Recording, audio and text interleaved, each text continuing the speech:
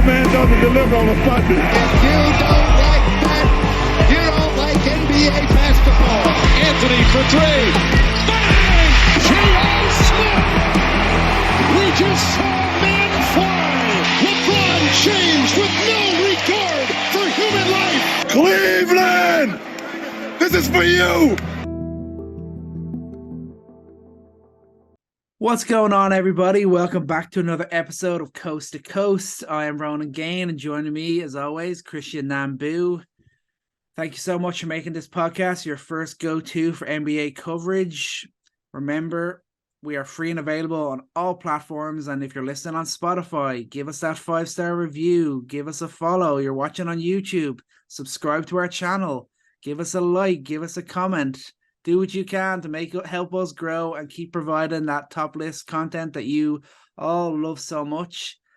On today's episode, we're going to be discussing the Hachimura trade to the Lakers. What sort of impact can that have? Can they now go on a run with the current roster now that AD is back? We're going to be discussing the best of the rest in the Eastern Conference. I think we all know the Celtics are number one, but what can the pretenders to their coronation do? How can they make the Celtics sweat just a little bit? But before that, we're going to start off with something fun.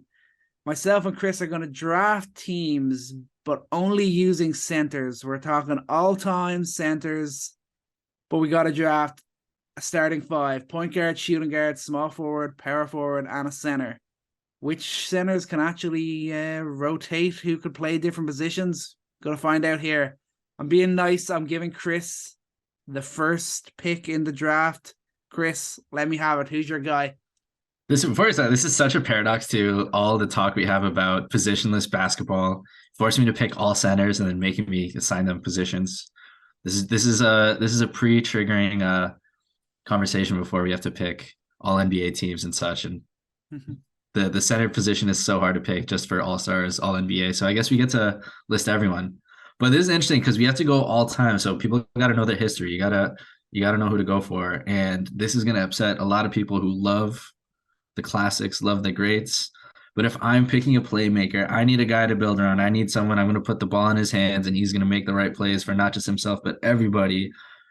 I'm sorry, but based on last episode, I gotta go with Nikola Jokic. He's my point guard. He's gonna be my lead player on this team. He might not be the best player, but he's my core guy. I'm going Jokic. I have no regrets. I mean, I think you're absolutely right. When you're talking point guard, a center to play point guard, it absolutely has to be Jokic. He was going to be my number one pick too if you let him go. He's the obvious choice for point guard. But for me, I'm going to start with my point guard too, and I'm just going to keep it real simple. I'm going to take Wilt Chamberlain. Obviously, never got to see him play, but the dude could do everything. The dude, we still don't know for real if he was an alien, if he actually even existed. The things that Wilt Chamberlain did, he led the league in assists on multiple occasions. He could do it all. I'm going to trust him to be able to play the point guard position for my team. And then I'm going to, his backcourt partner, I'm going to go with David Robinson. Whoa. Are we doing a snake draft of two people? I get the double. You got first pick. I get the double. Oh, man. Guys, make sure if you were ever playing a game with Ronan, check the fine print because that's crazy. All right. Man, I laid it out there. But my shooting guard, David Robinson. Legendary San Antonio Spur. This was a guy that started off as a superstar, won league MVP, defensive player of the year. He then won 2 titles as kind of the two-piece to Tim Duncan, but he was an absolute freak of an athlete. He could run the court with the best of them, and I believe that he's a good fit in the backcourt of my team. Okay, so now Jokic is staring at Wilt Chamberlain. That should be an interesting defensive matchup, but it doesn't matter because offense is going to win. I am going to go with Shaq. Give me Shaq. He's going to be, if you have Jokic from the perimeter, you got Shaq inside. I don't think there's a single center on this list that you could pull up who's going to defend Shaq. Wilt's not doing it. I don't think. But fun fact, if you don't believe that Wilt Chamberlain's an alien, look up the videos about like other things he did besides basketball. He beat Arnold Schwarzenegger in a lifting contest. I think it was a bench press contest. He did a strongman contest where he like picked up a car or something. Like, he's insane. But do I get a back-to-back? You do. I do get it back to back. Okay. All right. So it comes back around. All right. So I got Jokic. I got Shaq in the post. Where's And I Shaq playing think for you?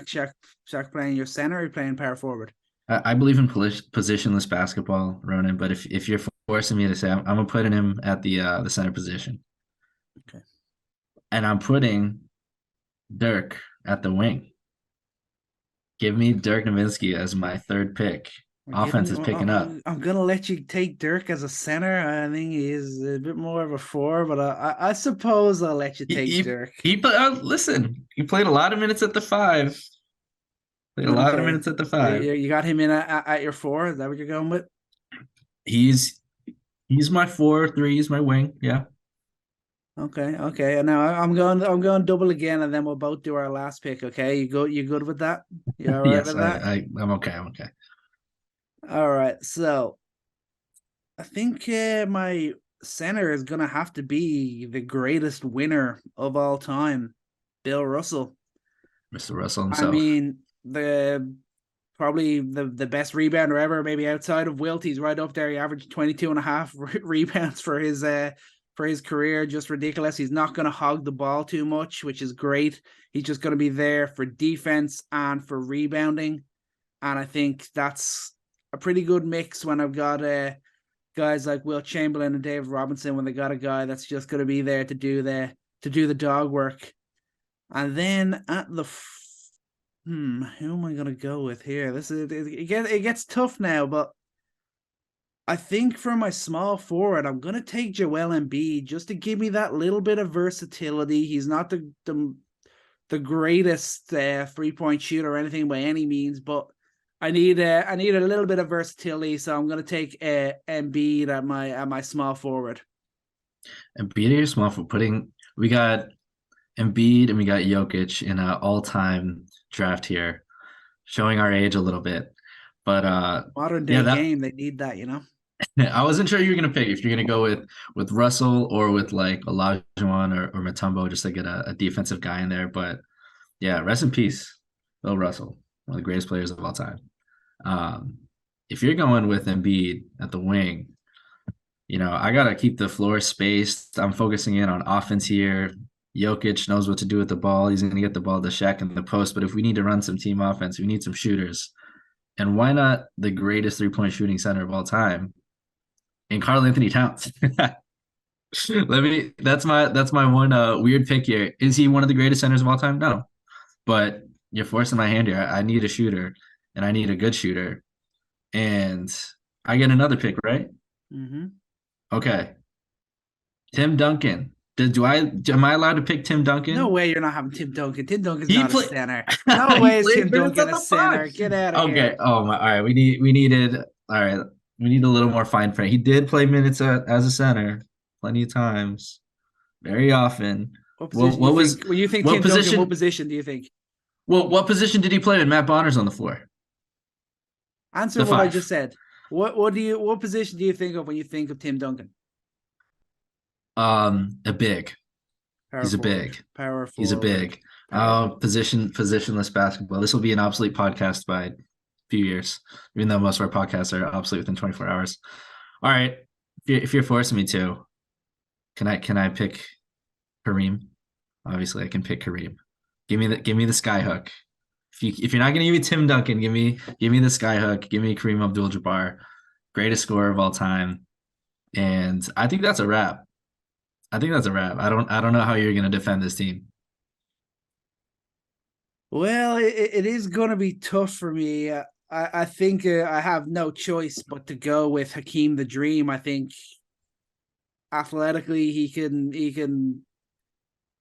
have played multiple positions on the floor. He's known for being one of the greatest centers of all time, 2-time Finals MVP, one of the greatest defenders ever. He's got the athleticism, I think, to match up with anyone on your team. And anyone on any team. I love his game. I wish I was alive when he was in his prime to be actually able to watch him play more. I'm having to deal with old games and old highlights, but Hakeem was a guy that could have played in any era of basketball, and I think he can really help my team when it's needed in the defensive side of it against your offensive driven outfit. I think it's funny when we're drafting these guys. Obviously, back then you don't have some of the skills that some of the players have today, which is extending their shot beyond the arc and handling the ball a lot from the perimeter. But I mean, if they were around today, no doubt these guys would be doing the same things that Joel Embiid's doing. I think that the fact is that these guys are empowered to do so. But hands down, I got the best passer of all time. Got the best three-point shooter of all time. I got the most dominant interior scorer of all time, and the best scorer of all time. I don't know. This seems like a wrap to me, but we'll let social media decide if we post these out which team is going to win a game of 21 or whatever. I might not be able to stop you, but you definitely can't stop my shooters. Who's going to get the most stopped? I think that's the main question. And when you have Dirk and you got Cat too, I think you might have that bit of perimeter edge. But then if I've got my boy Russell getting me those defensive rebounds, Hakeem getting me those stops, and Wilt just being a complete and total superhero, I think we got a shot here, guys. Let us know in the comments, who do you think drafted the better team? Who do you think would succeed the most in the modern day? That'll be a very interesting question. But now we'll get down to the serious stuff. Main news of the week: Rui Hachimura traded to the Lakers. The Lakers just love taking dudes from the Washington Wizards. It's like a AAA team. Them. they don't need a G League team. They literally have one. It's in the Eastern Conference, and they're named the Washington Wizards. They just sent down Kuzma for a bit. Maybe he'll come back eventually. What do we think? What do we think about this move? This was a bit of a surprise move. It's not really someone that people were thinking of, more so in the fact that people were thinking the Lakers had to make a huge big splash. They still could try to do that, but they've gone smaller here. But it feels like a low key good move at this time. Yeah, I think the surprising thing as well is that Hachimura's value seemed to be a little bit inflated. It seemed like he was going to be going for a first-round pick, which I think, to begin with, like so many of these news that we see out there, for instance, Fred VanVleet is going for 3 first-round picks. Scotty Barnes, 3 first-round picks offered. Like their values are being constantly inflated just so that the price goes up. But the fact that Hachimura went for just 3 seconds and Kendrick none, I thought that was a pretty good bargain deal for a guy who I think has potential to continue to improve as a player and definitely will benefit being alongside the best players he's ever played with in his life. LeBron, who's still playing at a prime level, and AD, who's hopefully going to come back healthy. I think the question that we have to talk about, though, is how he fits, because I think from a business standpoint, in terms of like what it took to get him, this is a pretty good deal. Like they didn't have to get off a lot, and I think Hachimura's definitely got some value. Yeah, I think that's definitely where everyone has to be in agreement. The fact that they gave up Kendrick Nunn, who wasn't really doing it for them. He wasn't offering much. He's had injury issues while he was a Laker. Obviously, Hachimura's had those issues in Washington as well. But they basically traded in a 5.5 per game scoring guard for a guy who could become like a 10-point per game, potentially decent shooter that they desperately need. I think that what they've had to give up is they've definitely made the good deal. Now it's just, how is he going to fit? Is he a starter or is he a bench guy for this Lakers unit? That a lot of that's going to come down to how much they don't mind sacrificing defensively, or how well he plays defensively. Because Hachimura's true position is at the 4. That's where he's most comfortable, and defensively, I think that's where you can do a lot with his. He's 6'8". 7 foot plus wingspan. Like he's a big guy. Doesn't always play big, but with his size, he plays really well there. So if you're playing him at the 3, I think the only concern that we have is the defense. Does it look better with the Lakers? Maybe, but I think he has not always been great off ball. And to expect him to keep up with some of the more talented perimeter offensive-minded players we have in this league consistently on a team with championship aspirations like that, that could be a difficult place to put him on the defensive end of the ball. I think that's where I just have the most concern. So the Lakers have been successful through defense and through being a stout defensive team. That's how they've gotten their wins. It's not through being incredibly talented offensively, but the nights where they've looked good is where they looked locked in on defense. And can Hachimura do that at a position that he's not naturally meant to play at? Yeah. So what do you think the lineup looks like? With Hachimura as a starter, what's the Lakers lineup? What's the five there with Hachimura in there? Obviously LeBron, AD, thinking Schroeder at the point guard position, and then who else is staying in there? I think, it would be nice to see Lonnie Walker still there. I think he's quietly still been a really good scorer from the perimeter. It's not been a consistent shooter, but I think he and Schroeder would be a good pairing there in the backcourt. Having Hachimura at the 3, LeBron at the 4, and AD at the 5. That's probably one of your best lineups. Could Hachimura not play the 4 and LeBron play the 3? No. What? We haven't seen LeBron play consistent defense as a wing defender in like 5 years. We're not going to start now. I think it'd be what you'd get, the best you'd get out of Hachimura would probably be better than what we'd consistently get out of LeBron. And plus, the thing is, like, LeBron is doing such amazing things on the offensive end of the floor, and I think he's still good enough to play a more off-ball defender role that you don't want to take away from that. He's already so gassed from the amount of minutes he's playing. Like, you got to save him somehow. Yeah. No, that's fair. So I think obviously he came out the bench for his debut in the win against the Spurs last night. Also saw the return of AD, which was huge. He looked comfortable. He had his 4. I think it's the fact that he had 4 blocks is a big thing. So he's still able to move the feet. He's feeling comfortable putting pressure on the injury. So that was the main big plus. And obviously that was him coming off the bench. So I think they'll probably put him in as a starter, but he'll still be on restricted minutes for the next few games. But it's a positive to see that he looked good throughout and was comfortable playing on that. So you think maybe the start is have Hachimura coming off the bench and see what he can offer defensively. If he can show that he can do enough defensively, maybe then you look to push him into the starting lineup. I think that's the way the Lakers are going to play it and the way that they should. The question now is they're 2 games off of the playoffs at the moment. Is the roster at the moment good enough to make the playoffs, do you think? Well, I mean, that begs the question of AD's health. And that's always the line that's going to be towed for the front office is, kind of assessing the market and being patient, and if they're healthy, they're good. And it's true, but again, we've already discussed that that's not something we can necessarily rely on. So they still need more. They need players to take the pressure off. I don't think that this is it. I think that this is a sign that they're going to continue to make moves. You've seen that they've been reaching out to the Spurs.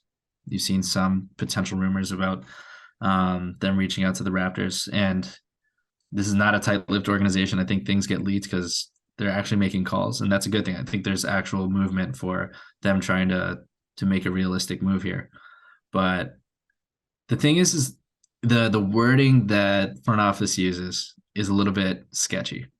When they say they're not going to make a move unless it makes them a championship contender or a championship favorite rather, there's no move out there. They're not going to make that move. That move does not exist. I think this is the right kind of move because you get a guy like Hachimura, you're taking a chance on a guy who could really outplay the value of what you sent out for him because you don't have a lot of assets. You don't have a lot to send out.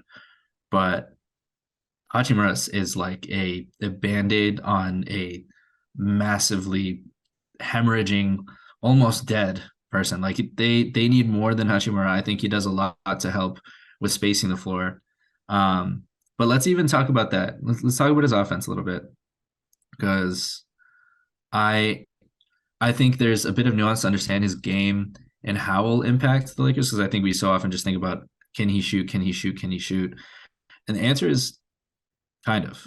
He's not like the exact type of spot up, knockdown 3-point shooter. He's 33% spot ups this year, down from last year, which was he had a career high. But I think one thing to keep in mind is that he is really good in the mid-range in attacking closeouts. He's very good with his ball fake. He's very good at getting to his spots in the mid-range. He's shooting 50% on pull-ups. So I think for a guy who's going to have a lot of open looks, he might not shoot the three very well, but he does really well to attack closeouts, and he's going to have opportunities to do that.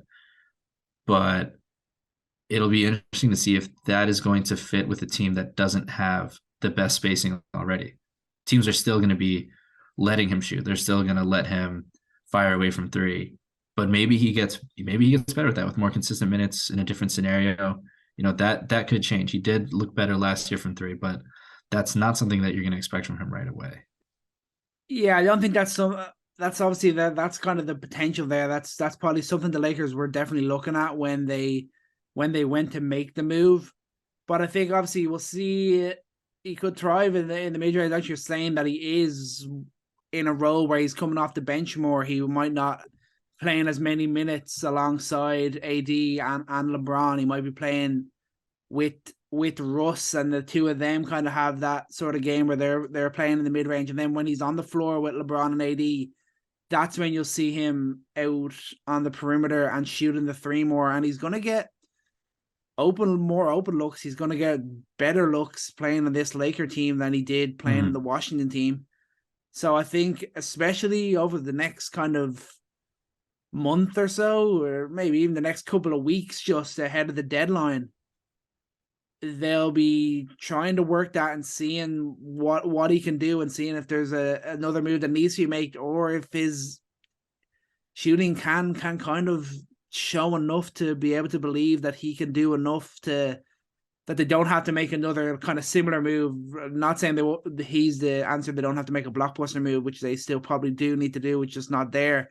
But they might not need another Hachimura type within the team if he can show all the qualities in the next couple of weeks. Not constantly, doesn't have to be the best player, but just show enough to show the Lakers that they got a good guy, and they got a good deal. Yeah, I think one thing that Hachimura does as well on this team is when you think about what they were so good at in their first championship run is size. I mean, they were very imposing. And when Kuzma won that championship with them, I mean, having him at the three at times, especially defensively, which Kuzma did not get enough credit for how good he was defensively, but his big body, the rebounding, running the floor, attacking switches. I think Rui could embody that. And I think Rui's a better defender than he's shown. And he's a big body. He's like, in terms of body comparisons that he got, like he had the same kind of like frame as Kawhi, like a really big, long-armed player. And especially he's got that stocky build, like he'll be able to really fight for boards. And that's something that the Lakers could get back to, that physical style of basketball. If he can use his body, if he can improve on defense. And I think a lot of things will simplify for him as well. I don't think that things will get harder for him on a team where all he has to do is focus on his defense and focus on knocking down shots. Like he doesn't have to worry about the playmaking and any of that sort of burden. Like he was really focused on with the Wizards. I think a lot of people looked at how he didn't create a lot and he was a little bit too much of a tunnel vision type of player. But that gets simplified when you play in a team with LeBron James. Yeah, for sure. So final word on it. Does Hachimura find a home in LA? I think so. I think that they need to act like a small market team right now with the lack of assets that they have, and they got a guy that they can invest in. And I don't think he'll be that expensive comes to the this offseason. I think they'll re-sign him. And then do the Lakers still make another move before the deadline? Not do they need to, do they make one? Yeah, I think Russ will be gone. Russ will be gone by the deadline. And imagine a Gary Trent, Fred VanVleet kind of trade. Interesting. All right, yeah, that's definitely a very interesting one. I like the way you're thinking there. But let's scoot on over to the Eastern Conference. Boston Celtics are dominating. They're the right up there. Definitely the best team in the East, maybe the best team in basketball. But as you mentioned earlier, this week they lost back-to-back games for the first time all season. Testament to how good they've been this year, but also showing that maybe there is room for the other teams in the East to put together a run and make the Celtics sweat a little bit. The main contenders, obviously, Philly, Milwaukee, Brooklyn. Maybe you could show the Cavs in there, but they still feel like they're just a little bit outside. Who do you think are the most likely to challenge the Celtics at the number 1 seed in the East? I think the easy answer is the Bucks, and we already know why. So we'll definitely talk about them.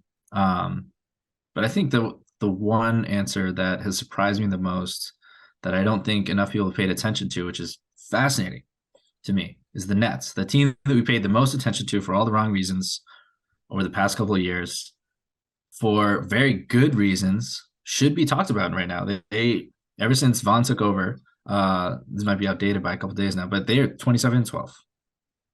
They have 13 now after the 13 after now. Philly loss, but yeah, still impressive. But 27-13 since Vaughn took over, and I think that has everything to do with their defensive identity. My jaw is on the floor. I mean, I know they've been playing better defensively, but since that time, if you look at the best defensive rating in the league, just looking from the point Vaughn took over to maybe the day before the Philly loss, they're second in the league in defensive rating. In the league. The Brooklyn Nets, the team that, probably, maybe if Ben Simmons, like a defensive player of the year, they'll be like, okay, defensively, it'll help. No, like as a team. And I think the craziest thing about that is how good Durant has been defensively, and Claxton. Got to give that guy a shout out. I mean, their defense has just been terrific. Yeah, no, absolutely. And even to put it even more broadly than that, they had the 19th best defense of record last year. They're 7th this year. Obviously, they've been on a great run under Jack Vaughn. That they were leaky as anything in the first 5-6 games of the season before Nash got dismissed, and obviously KD going down for the last 6-7 games has also hurt them. But to think that they've made that big jump without Ben Simmons coming back as the same defender that he was in Philadelphia, and with KD really stepping up on that end, with Nick Claxton really stepping up on that end, it hasn't just been Ben Simmons is coming in playing great defense, kind of paving over the cracks a little bit. It's been a commitment from everyone, and the best part is you're seeing it from the main name in the team. Yeah, and it bothers me that you look at Ben Simmons and you compare him and Royce O'Neal. They're both like ranking out in DRPM, like as really good defenders, elite defenders. But then it annoys me to say that, because Ben Simmons should not be a really good defender, should be one of the best defenders in the league. But when you just take away that context, they have two guys in Simmons and Royce O'Neal who are playing at their position, elite defense. And then Claxton, who's ranking out right now as an all-defense caliber player. Yeah, I mean, he is legitimately making a massive difference on a team that is surging, on a team that is looking to actually be a legitimate championship caliber team right now, and who didn't have a defense last year. So I think they really are a risk for a team like the Celtics, especially when you have Kevin Durant on your team, when you have Kyrie Irving on your team. You got two guys who have been proven successful players in the playoffs, and you have now a team that is willing to be a good defensive team, and they haven't really even hit their stride offensively yet. I mean, their shooters have been inconsistent this year, and that's what I thought was going to drag them along, is their prolific shooting, but it's been their defense, which is a pleasant surprise. Hey, their shooting is ain't half bad. They're second field goal percentage and second in 3-point percentage. So the shooting is still working for them, and it's always going to be like that when your two lead guys are Kevin Durant and Kyrie Irving, and then of course Seth Curry is coming in and showing his unbelievable value for this team. The fact he's averaging 10 points a game and shooting 42% from three. That's all you need. That's exactly why you bring Seth Curry into your team to provide elite 3-point shooting and solid scoring coming off the bench. That's a great plus for them. Harris is he's getting back into it a bit more. He's still only averaging about 8 points per game and on about 40%, just below it. But you think he could get up to the where Seth Curry is, and then they have two elite knockdown shooters outside of two of the best scorers and shooters in the entire league. And then you think, how the hell can any defense go toe to toe with this team? Yeah, I think, obviously the percentage is there, and it's a team effort. You got guys like Yuta shooting well, which, I mean, he's had a tremendous year. But 11 points a game for Seth Curry, I thought he'd make a little bit better of an impact. And in a year where they really needed a third guy. The way he played with the ball in his hands with Philly, I thought he would have a better place here. Royce O'Neal's shooting better, but again, it's on low volume.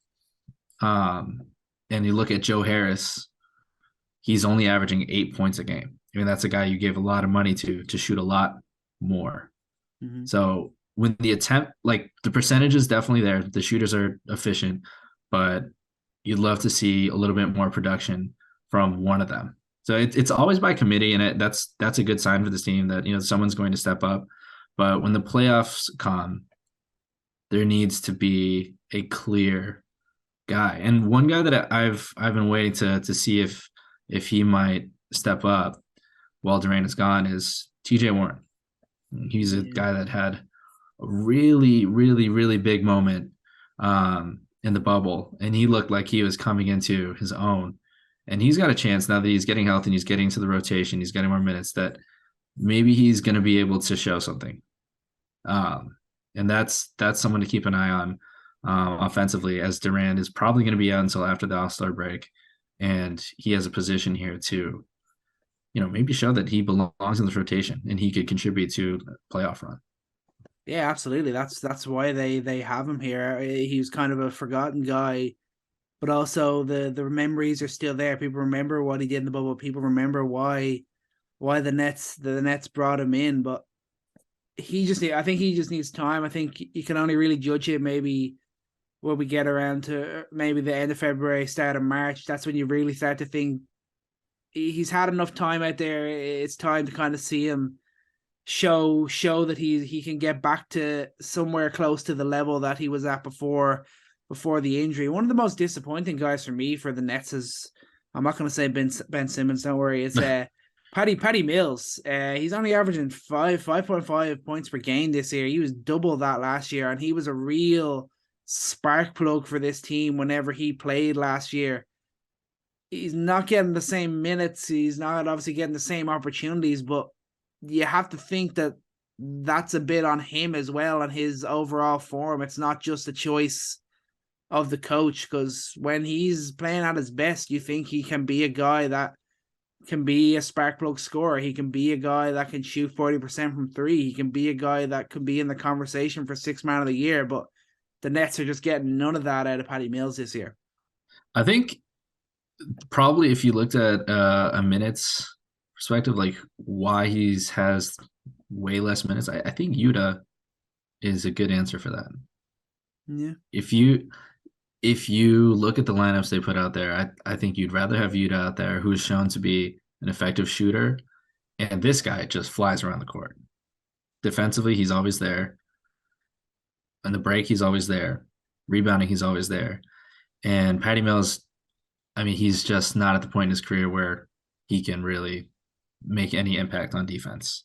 Mm-hmm. And that's something that this team has clearly valued. So I think it's almost been to their benefit that he's not been there, because, the shooting is going to be inconsistent at times.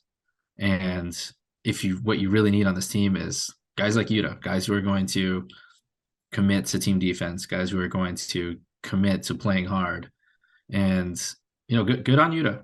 Good on him. And I think a guy that I'm disappointed in, but maybe not really, because it's been a constant theme is Cam Thomas, if he's going to play the NBA game. And he's still a young player. He's still only 21 years old, but he's not taking a step in the right direction this season. And who knows if he will. But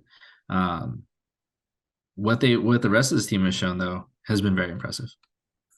Yeah, for sure. And you get KD back healthy. Obviously, the word is this week that he's recovering well. He obviously saying that he wants to be back playing as soon as possible. He wants to play the All-Star game.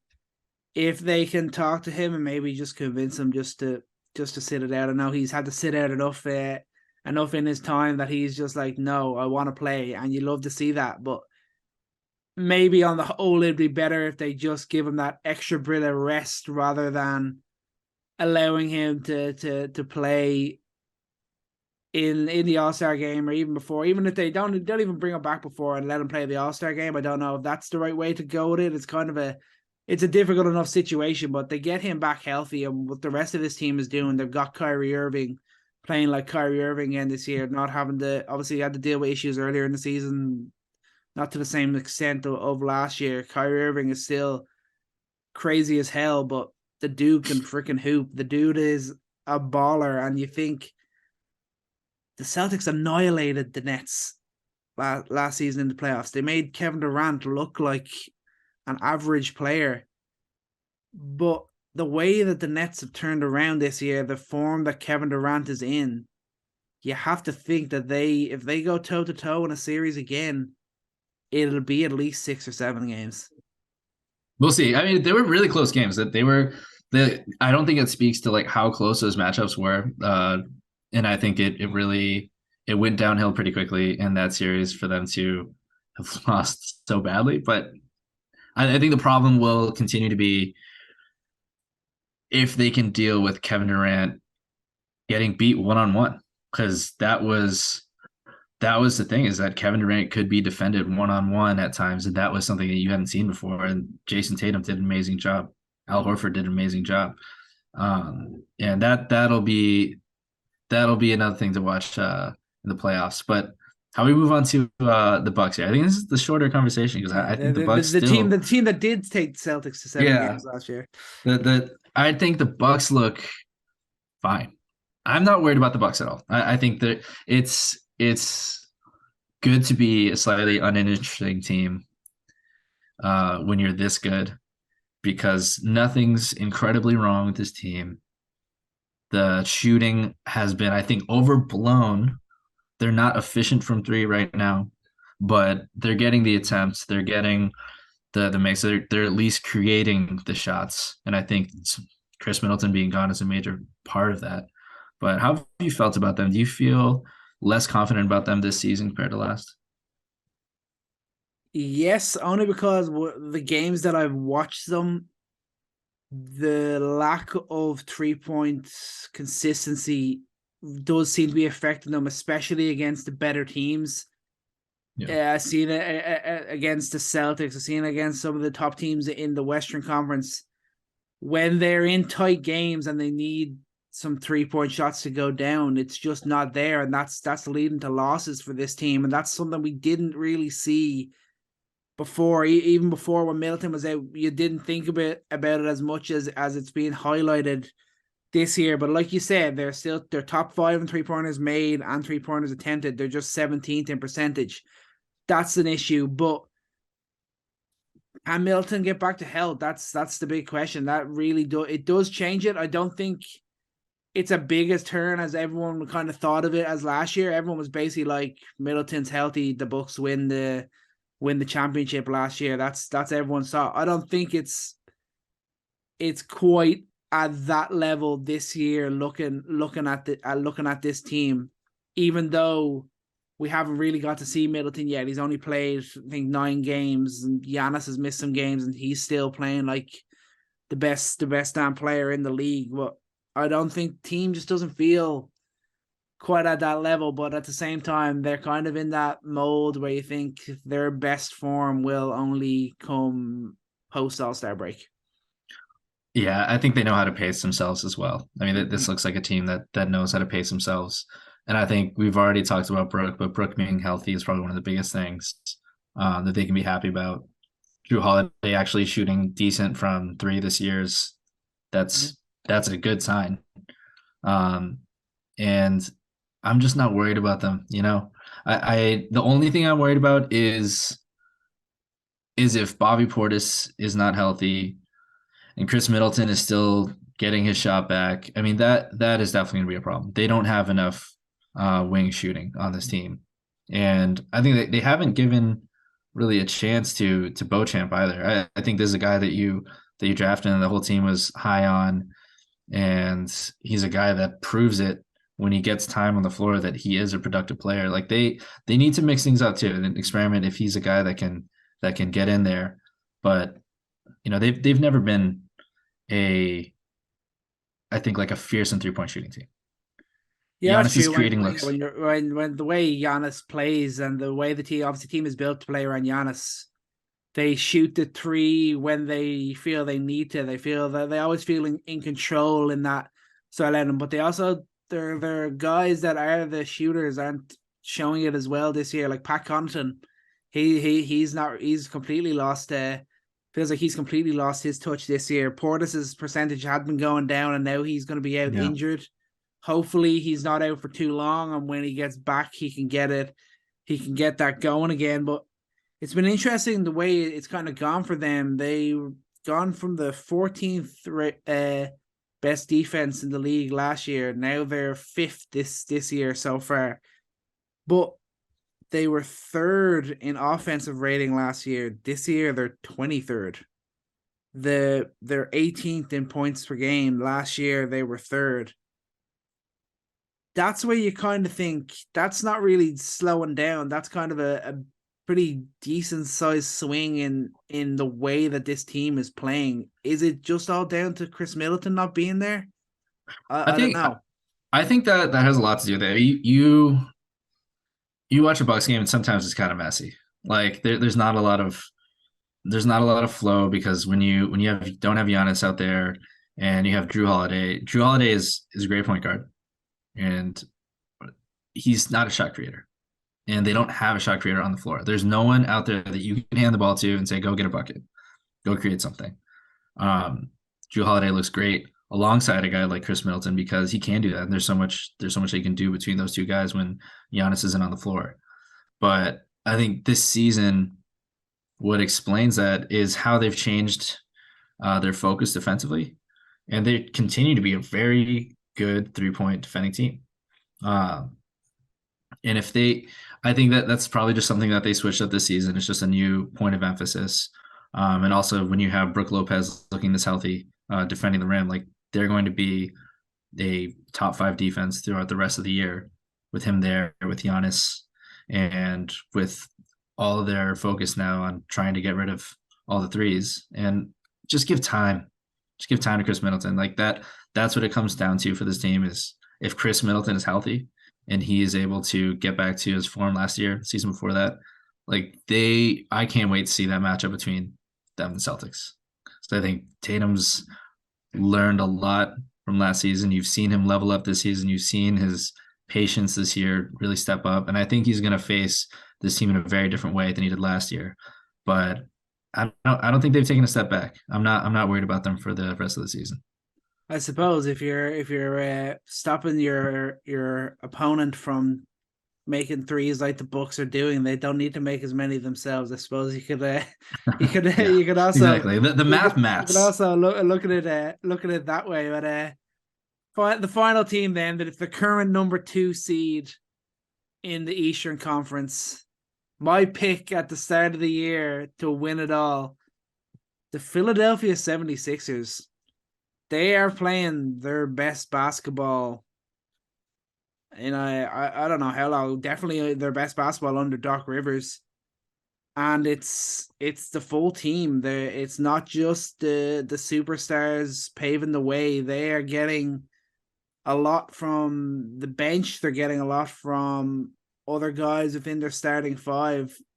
But it helps when you've got arguably the best playmaker point guard in the league and the best scorer, dominant big man. That helps too. Yeah, shooting luck helps too. Shooting 39% from three this month. They're shooting 34 attempts from three, shooting 50% from the field as a team. Like they're on just an absolute shooting tear right now. So I think it's reflective of an easier schedule. Convince me, maybe not, but facing the Pistons twice and barely beating the Lakers, losing to the Thunder, facing the Blazers. They did have a good win over the Kings. I mean, that was an absolute shootout. That was no Embiid, no Harden as well. This is true. But I don't know, convince me. It's so hard because I feel like the 76ers always have a moment in the regular season, and they're just one of those teams now where I'm just like, okay, can I see it in the playoffs? Can I see it then? Because have we seen anything different from this team that they've grown? That they're playing differently?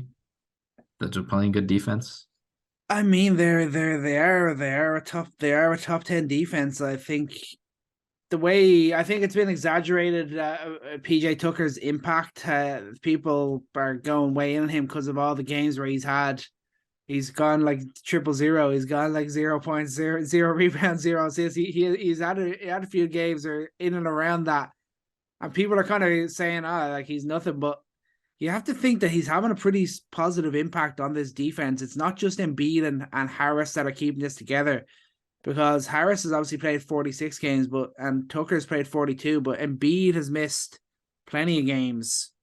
So there has to be more that he's bringing on the defensive end, even if it's just getting more out of his fellow players and teaching like the likes of Maxey and maybe even Harden the drive you need to have to be a really top level competitive team, because they're doing it on both ends of the floor. The defense is better than expected when you've got a guy like Harden, and you can argue even Maxey as well, and you can still be a top 10 defense, but the offense is really where it's happening. This is what we thought we were going to see when they acquired James Harden. They have won 19 of their last 23 games, the 76ers. They have an offensive rating of 121.2 in that span. This is their best run since they were the defending champions back in 1984. It all feels like it's coming together.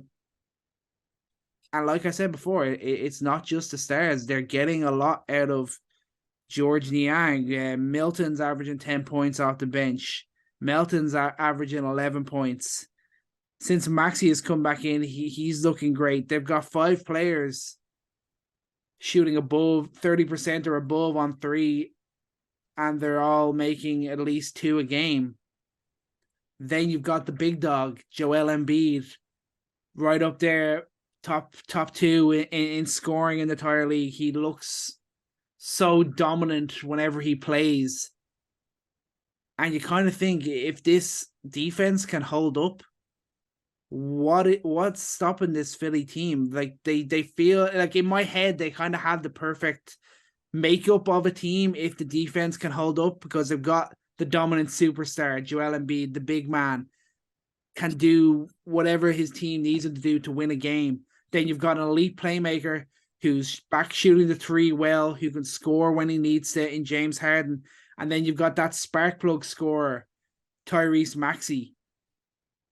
And when the shooting's there, it just feels like the defense is the main thing. Can PJ Tucker get back to that level, or is he really past it? Can he be back to that absolute terrier bulldog as they get closer to playoff time? Can Tobias Harris continue his form? But it all just feels like it's coming together. The process, the famous Philadelphia process, it feels like it's in the best place it has been. But it's all going to come down to, is Joel Embiid going to be healthy when they get to the playoffs? Yeah. That's it. That's what it is. And the way they're playing the last 23 games and that in the stretch is definitely, it's amazing. And I love that Harris can just like can sneak by and just average 16 points in that stretch and everything's fine because Max is going to score. And Harden's finally shooting efficiently, and you actually feel a little bit more confident about the shots he's taking. I do want to see this in playoffs. I do want to see this in playoffs because this is what we expect from this team. But I think at this point there's just so much. I just have so much trauma trusting them. It just comes and goes at times, and to see them pick it up on the defensive end would be great because I mean in this stretch in January, I mean they have a defense rating of 119, and they're doing that against bad teams where they're winning shootouts, which is fine, but I think to see the consistency defensively across the year, it's important. But I believe in Joel Embiid. I know you do, and I know this is exciting for you. So I'll have a little bit of reservations until the playoff time. But I think the main thing that probably makes me the most concerned about this team is just Harden. Can I see it in the playoffs? Because I think that's where, when you're comparing great players, when you're thinking, all right, who's going to step up in this series? Is it going to be Giannis? Is it going to be Embiid? It's going to be Tatum. And then you look at their number twos. Is it going to be Jaylen Brown?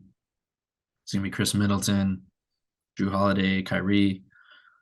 And I'm still just struggling to find the confidence to trust in Harden. And we'll just have to see when that moment comes. We'll have to see. And what is it? A combination of his defensive frailties and his just his general reputation of not being the same elite offensive player in playoff time, or is it a question of maybe he's just not quite at that level that he once was offensively? I think it's the fourth quarter scoring in the playoffs. It's deferring. It's not being as aggressive to score when you need him to. And it is the defense. It's the fact that he is not offering a lot out there. And Maxi's playing. I mean, when it really mattered, Maxi's not a bad defender. I think he gives a lot of effort there. He does stay out in front. He's just too small to necessarily make an impact when you're facing a much bigger team, like when you're facing a Chris Middleton and Jrue Holiday. When you're looking at the Bucks, you're looking at Jaylen Brown, Malcolm Brogdon. So he's undersized. So when you're going to be facing these playoff opponents, if we're just thinking about the top Eastern teams, like James Harden is going to have to pull his weight. And in the Eastern Conference, these best teams, like these guys are two-way players. It's going to come down to the little things. And if Harden's also not being aggressive on the offensive end like you need him to, like they're just not going to have the edge. And that's what I'm worried about. Like this looks great in the middle of January, right before All-Star break. But what is it going to look like in the playoffs? Yeah, no, I think that's totally fair. And I almost hope we get to see the real answer to that question. And it's not a question of Harden having to be Houston Rockets James Harden because Embiid is not at 100%. That's what I really hope is the way that it is. We get to see an honest answer to your question here about James Harden's ability to step up as the 2-star in the playoffs. But the main thing in my head is still, can Joel Embiid be 100% healthy in a playoff run with this 76ers team? Because you say Joel Embiid's prime years have been the last 3-4 seasons. Last year, obviously, he had his health issues. The year before, the team just wasn't that good. Now, kind of all the tools feel they're there. It's just, can he stay healthy? He's got to be a guy with a ginormous chip on his shoulder to really show up in the playoffs this year. I think that he has that. Can the health stand up? Please God, let it happen, because I need to see it. I need to see Joel Embiid 100% healthy going toe-to-toe with the best in the playoffs. Well, hopefully we'll see that this Saturday. We're going to be looking at Jokic and Embiid. The matchup of two potential MVPs, two of the best centers in the league, two of the best centers in the past couple of decades. And I think that'll be a fun matchup to kind of wrap up two teams that we've been focusing in on this month. And definitely look forward to that. And I look forward to these teams. I think the Cavs deserve to be in this conversation. They're still right on that cusp. Evan Mobley put in a big game the other week, but the East is still packed. The East is still tough at the top. And it's kind of a crapshoot the rest of the way down. We won't even talk about. Glad we didn't have to talk about the Bulls today. I think actually the Knicks, besides that Raptors hiccup, they've had their moments, but no, it's definitely fun to look at these teams and just picture what the end of the Eastern Conference playoffs are going to look like, because the top is packed. It's going to be tough. The top is packed. We're going to have to see surprises. We're going to have to see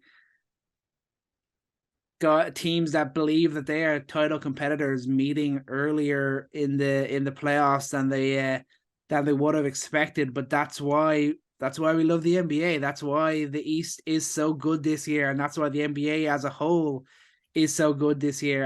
And Chris mentioned that game, Denver against Philly. We are going to watch that game together. We are going to do an instant report on that game. We've talked up Denver. We've talked up Philly here. We're going to see those two go toe to toe on Saturday. We're going to do our review. We're going to see what we learned from that game, what we see from Jokic, what we see from Embiid, what we see from these two teams as a whole. We'll have that out for you on Saturday. But for tonight, I think that's going to do it for today's episode. My thanks to Chris for joining me. I am Ronan Gaine. Thank you all so much for listening.